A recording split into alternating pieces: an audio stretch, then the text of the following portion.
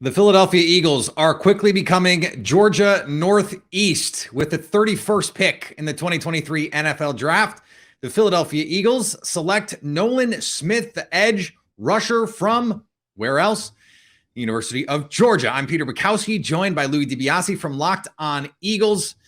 And before we get to the Philadelphia Dogs, Locked On NFL Draft coverage is presented by Ultimate Football GM. You think you can run an NFL franchise? You think you can run an NFL franchise like Hy Roseman? Visit ultimate-gm.com to play the ultimate NFL GM simulation game. Start your dynasty today. And Louis, this was a player in Nolan Smith that was being mocked to the Eagles at 10. They get him at 31, and they are just getting the Georgia National Championship defense band back together. What do you see here from Nolan Smith and this Philly team? Yeah, Nolan Smith has some explosiveness on the edge, and I love the approach of let's just rebuild one of the best college defenses of all time, which was that 2021 Georgia defense. You take Nakobe Dean and Jordan Davis last year. You get Jalen Carter and Nolan Smith. Peter, I thought it was going to be one or the other at 10 or trading up for one of them. The fact that you got both and only gave up an additional fourth-round pick in 2024, to me, is highway robbery. Nolan Smith, again, explosive, very similar to Hassan Reddick in his style. One of the best pass rush win rates of this class. I think it's a steal. I could not believe he fell in their lap at 30. You mentioned Hassan Reddick. Pretty good performance last season for the Philadelphia Eagles, but that leads to questions about how often you're actually going to see Nolan Smith on the field because they have Hassan Reddick. So what do you think are reasonable expectations in terms of usage for him this season?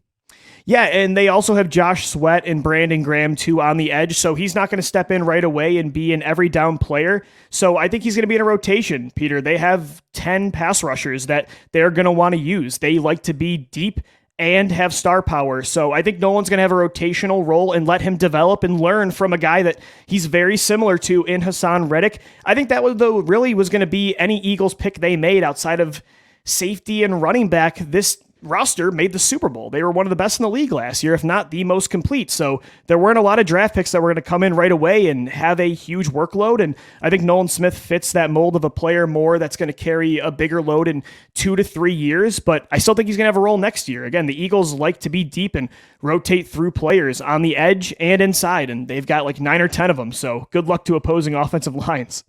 What do you think is the value of getting these guys who know each other? I mean, they're not going to be playing the same defense that they played with Kirby Smart at Georgia, but there's chemistry. There's always going to be a fraternity, especially at a place like Georgia. And with some of the concerns that there are out there about Jalen Carter and the maturity and the attitude, it seems like even if just Nolan Smith can help Jalen Carter stay on the straight and narrow, a pick like this is worth it.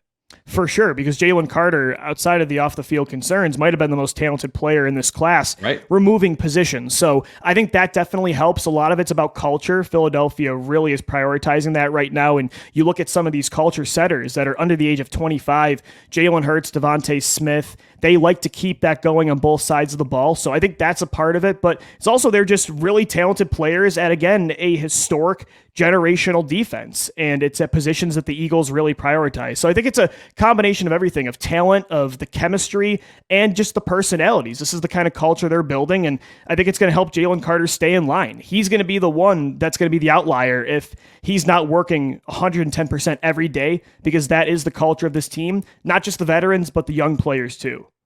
There was some thought early in the draft that the Eagles could go offensive line, that they could go receiver, especially a third receiver, a Jackson Smith-Njigba type slot receiver, and they could move on from Quez Watkins. Do you think that is where they're headed next? Yeah, I think another weapon, whether it's another receiver, could be happening with that 62nd pick or 66. Maybe a tight end behind Dallas Goedert. They don't have another good pass catcher behind him. But Peter, this team, I think, really wants to get an offensive lineman. They lost Isaac Seumalo, their starting right guard, last year to the Pittsburgh Steelers.